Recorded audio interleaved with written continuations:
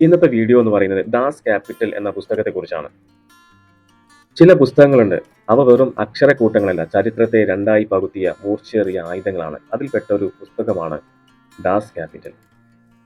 ലോകത്തിന്റെ സാമ്പത്തിക രാഷ്ട്രീയ ഘടനയെ അടിമുടി ചോദ്യം ചെയ്ത, ഭരണകൂടങ്ങളെ വിറപ്പിച്ചു കോടിക്കണക്കിന് മനുഷ്യർക്ക് പ്രതീക്ഷയും അതേസമയം ഭയവും നൽകിയ ഒരു പുസ്തകമാണ് ദാസ് ക്യാപിറ്റൽ. ഈ പുസ്തകം കാൾ മാർക്സ് എന്ന ചിന്തകൻ പതിറ്റാണ്ടുകളുടെ ഗവേഷണമെടുത്ത് എഴുതിയതാണ്. ദാസ് ക്യാപിറ്റൽ അഥവാ മൂലധനം എന്ന് നമുക്ക് വിശേഷിപ്പിക്കാം. എന്താണ് ഈ പുസ്തകത്തെ ഇത്രയേറെ പ്രശസ്തവും കുപ്രസിദ്ധവുമാക്കുന്നത്? നമുക്ക് ആ സ്റ്റോറി ഒന്ന് കേൾക്കാം. കഥ തുടങ്ങുന്നത് 19-ാം നൂറ്റാണ്ടിലെ യൂറോപ്പിലാണ്. വ്യവസായ വിപ്ലവം കൊടുമ്പിരിക്കൊണ്ട കാലം. കൂറ്റൻ ഫാക്ടറികൾ, പുതിയ യന്ത്രങ്ങൾ, നഗരങ്ങളിലേക്ക് ഒഴുകിയെത്തുന്ന തൊഴിലാളികൾ. കാഴ്ചയിൽ പുരോഗതിയുടെ വലിയ ആഘോഷം.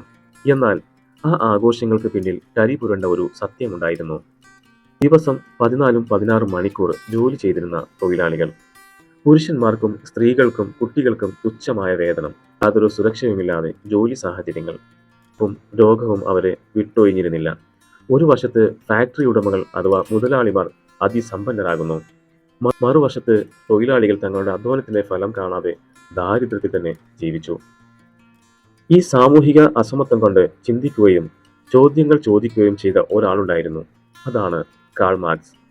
എന്തുകൊണ്ടാണ് ഇങ്ങനെ സംഭവിക്കുന്നത്? എവിടെയാണ് ഈ വ്യവസ്ഥയ്ക്ക് പിഴച്ചത്? ഈ ചോദ്യങ്ങൾക്ക് ഉത്തരം കണ്ടെത്താനുള്ള അദ്ദേഹത്തിന്റെ ശ്രമമായിരുന്നു ദാസ് ക്യാപിറ്റൽ. അപ്പോൾ എന്താണ് ദാസ് ക്യാപിറ്റൽ ലളിതമായി പറയുന്നത്? മാർക്സിന്റെ അഭിപ്രായത്തിൽ മുതലാളിത്തം പ്രവർത്തിക്കുന്നത് ചൂഷണത്തിലൂടെയാണ്. ഇതിന്റെ ഹൃദയം മിച്ചമൂല്യം എന്ന ആശയമാണ്.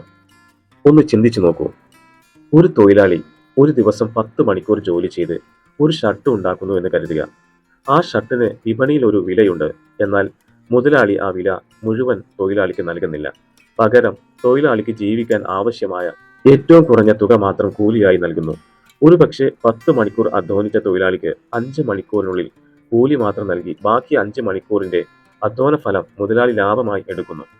ഈ അധിക വരുന്ന മൂല്യത്തെയാണ് മാർക്സ് മിച്ചമൂല്യം എന്ന് വിളിച്ചത്. ഈ മിച്ചമൂല്യം കുന്നുകൂടിയാണ് മുതലാളിയുടെ ലാഭവും സമ്പത്തും ഉണ്ടാകുന്നത്. അതായത് തൊഴിലാളിയുടെ അധ്വാനത്തെ ചൂഷണം ചെയ്തുകൊണ്ടാണ് ഈ വ്യവസ്ഥ നിലനിൽക്കുന്നത് എന്ന് മാർക്സ് വാദിച്ചു. ഇത് മാത്രമല്ല, മുതലാളിത്തം തൊഴിലാളിയെ അവന്റെ ജോലിയിൽ നിന്നും അവൻ ഉണ്ടാക്കുന്ന ഉൽപ്പന്നത്തിൽ നിന്നും സഹജീവികളിൽ നിന്നും ഒറ്റപ്പെടുത്തുന്നുവെന്നും മാർക്സ് പറഞ്ഞു. ഇതിനെ അദ്ദേഹം അന്യവൽക്കരണം എന്ന് വിളിച്ചു. തൊഴിലാളി ഒരു മനുഷ്യനല്ലാതായി ഒരു യന്ത്രത്തിന്റെ ഭാഗം മാത്രമായി മാറുന്നു. കൂടാതെ ലാഭം മാത്രം ലക്ഷ്യം വെക്കുന്ന മുതലാളിത്തം ഇടയ്ക്കിടെ സാമ്പത്തിക പ്രതിസന്ധികൾ പെടുമെന്നും മാർക്സ് പ്രവചിച്ചു. ഇത് ചരിത്രം പിന്നീട് പലതവണ ശരിവച്ചു. ദാസ് ക്യാപിറ്റലിന്റെ സ്വാധീനം ലോക ചരിത്രത്തെ പിടിച്ചു കുലുക്കുന്നതായിരുന്നു. ഈ പുസ്തകം ലോകമെമ്പാടുമുള്ള തൊഴിലാളികൾക്ക് അവരുടെ വ്യവസ്ഥയെക്കുറിച്ച് ഒരു പുതിയ ബോധം നൽകി. സോഷ്യലിസ്റ്റ് കമ്മ്യൂണിസ്റ്റ് ആശയങ്ങൾക്ക് ഇത് അടിത്തറയിട്ടു. റഷ്യൻ വിപ്ലവം മുതൽ ചൈനയിലും ക്യൂബയിലും കിഴക്കൻ യൂറോപ്പിലും നടന്ന വിപ്ലവങ്ങൾക്ക് പിന്നാലെ പ്രധാന ഊർജം മാർക്സിന്റെ ചിന്തകളായിരുന്നു. ലോകമെമ്പാടും തൊഴിലാളി യൂണിയനുകൾ രൂപം കൊള്ളാനും മികച്ച വേതനത്തിനും അവകാശങ്ങൾക്കു വേണ്ടി പോരാടാനും ഈ പുസ്തകം ധൈര്യം പകർന്നു. എന്തിന്?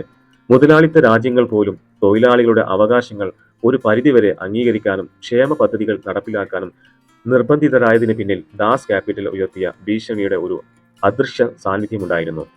ഇന്ന് സോവിയറ്റ് യൂണിയൻ തകരുകയും ലോകം ഒരുപാട് മാറുകയും ചെയ്തു. അപ്പോൾ ദാസ് ക്യാപിറ്റലിന് ഇന്നും പ്രസക്തിയുണ്ടോ? ലോകത്തിലെ വർദ്ധിച്ചു വരുന്ന സാമ്പത്തിക അസമത്വം, ചില ടെക് കമ്പനികളുടെ ഭീമമായ വളർച്ച, ഗിഗ് ഇക്കോണമിയിലെ തൊഴിലാളികളുടെ അവസ്ഥ എന്നിവയെല്ലാം കാണുമ്പോൾ മാർക്സ് ഉന്നയിച്ച ചോദ്യങ്ങൾക്ക് ഇന്നും പ്രസക്തിയുണ്ടെന്ന് പലരും വാദിക്കുന്നു. ദാസ് ക്യാപിറ്റൽ ഒരു സാമ്പത്തിക ശാസ്ത്ര ഗ്രന്ഥം മാത്രമല്ല, അത് ചരിത്രത്തെക്കുറിച്ചും സമൂഹത്തെക്കുറിച്ചും അധികാരത്തെക്കുറിച്ചുമുള്ള ശക്തമായ ഒരു വിമർശനമാണ്. നിങ്ങൾ മാർക്സിനോട് യോജിക്കുകയോ വിയോജിക്കുകയോ ചെയ്യാം, പക്ഷേ കഴിഞ്ഞ 1.5 നൂറ്റാണ്ടായി ലോകത്തെ ഇത്രയധികം സ്വാധീനിച്ച മറ്റൊരു പുസ്തകം കണ്ടെത്തുക പ്രയാസകരമാണ്. അതുകൊണ്ട് തന്നെ വായിച്ചാലും ഇല്ലെങ്കിലും ലോകത്തെ മനസ്സിലാക്കാൻ ശ്രമിക്കുന്ന ഏതൊരാൾക്കും അറിഞ്ഞിരിക്കേണ്ട പേരാണ് ദാസ് ക്യാപിറ്റൽ. ഇന്നത്തെ വീഡിയോ ഇവിടെ അവസാനിക്കുകയാണ്. ദാസ് ക്യാപിറ്റൽ എന്ന പുസ്തകത്തെക്കുറിച്ചുള്ള ഒരു വിവരണമാണ് ഞാൻ ഇവിടെ നൽകിയത്. വായിച്ചിരിക്കേണ്ട ഒരു പുസ്തകമാണ് ദാസ് ക്യാപിറ്റൽ. വീണ്ടും നമുക്ക് മറ്റൊരു വീഡിയോ ആയിട്ട് കാണാം. ബൈ.